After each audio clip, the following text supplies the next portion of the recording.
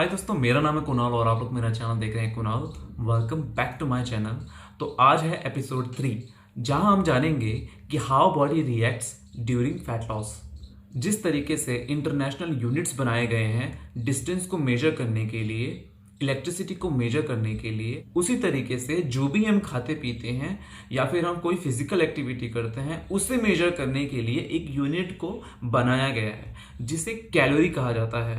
मैंने हमेशा देखा है कि हमारे सोसाइटी में कई सारे लोगों को ये बेसिक बातें पता नहीं होती, इसीलिए मैं आज आप लोगों को ये सारी बातें शुरू से बता रहा हूँ ताकि कोई कंफ्यूजन ना हो और आप जब चाहें तब इस वीडियो को दोबारा उठा के देख सकते हैं और कुछ सीख भी सकते हैं। मान लीजिए कि आपकी बाइक 50 किलोमीटर का माइलेज देती है और आपको जाना है 200 किलोमीटर दूर, तो आपकी गाड़ी में कम से कम 4 लीटर तेल होना चाहिए, तभी आप 200 किलोमीटर का डिस्टेंस ट्रैवल कर पाएंगे। उसी तरीके से हर एक इंसान की एक स्पेसिफिक कैलोरिक नीड होती है जिससे कि वो पूरे दिन सही से एक्टिव रह पाए और उसके बॉडी के पूरे फंक्शन सही से काम कर पाए। हर एक इंसान की कैलोरिक नीड अलग होती है और ये डिपेंड करता है 5 फैक्टर्स पे: age, height, weight, gender, activity. इन 5 चीजों पर डिपेंड करता है कि आपको कितनी कैलोरी की जरूरत है। मान लीजिए कि मैं बॉडी बिल्डिंग करता हूं तो मेरी रिक्वायरमेंट्स अलग है और आप नॉर्मल लाइफ जी रहे हैं तो आपकी रिक्वायरमेंट अलग है, और एक मैराथन रनर है तो उसकी रिक्वायरमेंट अलग है। हर एक इंसान की जरूरत के हिसाब से उसकी कैलोरी की रिक्वायरमेंट एक दूसरे से अलग होती है, ये समझना बहुत ज्यादा जरूरी है। और इस डेली रिक्वायरमेंट्स ऑफ कैलोरीज को एक सही बैलेंस में लिया जाता है जिसे बैलेंस डाइट कहा जाता है।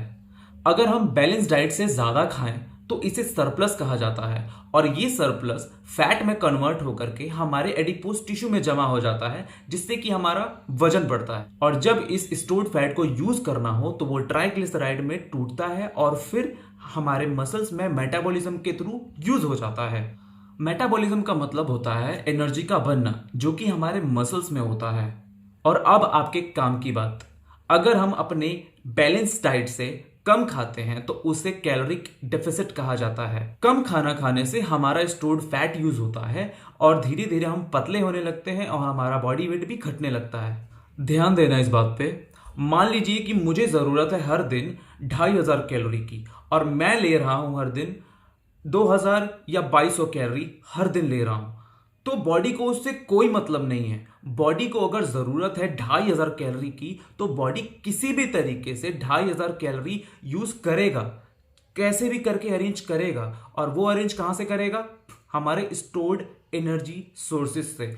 और वो स्टोरेज सोर्सेज होते हैं ग्लाइकोजन स्टोरेज जो हमारे मसल्स और हमारे लीवर में होता है, और फैट जो कि हमारे एडिपोज टिश्यू से निकाला जाता है।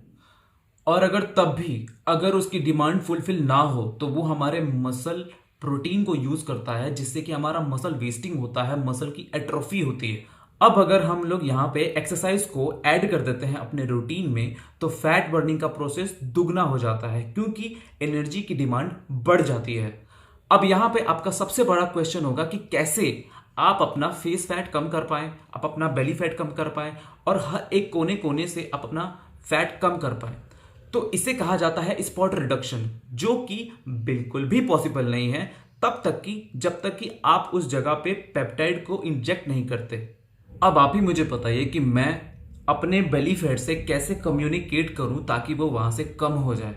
बॉडी के हर कोने कोने में फैट है और वो कब कहां से बॉडी उसे यूज करेगा कोई नहीं जानता सिवाय एक के, वो है ऊपर वाला।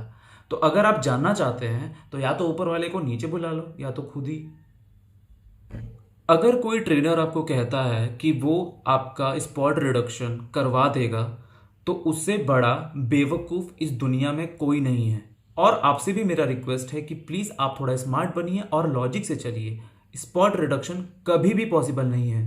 आज मैं आपको एक बात बताना चाहता हूं कि भगवान ने इस पूरे यूनिवर्स और यूनिवर्स पर रहने वाले सारे जीव को बहुत ही सोच समझ के बनाया है। ऐसा सिस्टम बनाया है हमारी बॉडी का कि अगर हम जरूरत से ज्यादा खाते हैं तो वो स्टोर्ड हो जाता है ताकि हम उसे बाद में यूज कर पाए। भगवान चाहते तो वो एक ऐसा सिस्टम भी बना सकते थे कि एक्स्ट्रा कैलोरीज हमारी बॉडी से निकल भी जाए, लेकिन भगवान ने ऐसा नहीं किया, बल्कि एक ऐसा प्रोसेस बनाया जो कि स्टोर हो जाए और बाद में यूज हो जाए।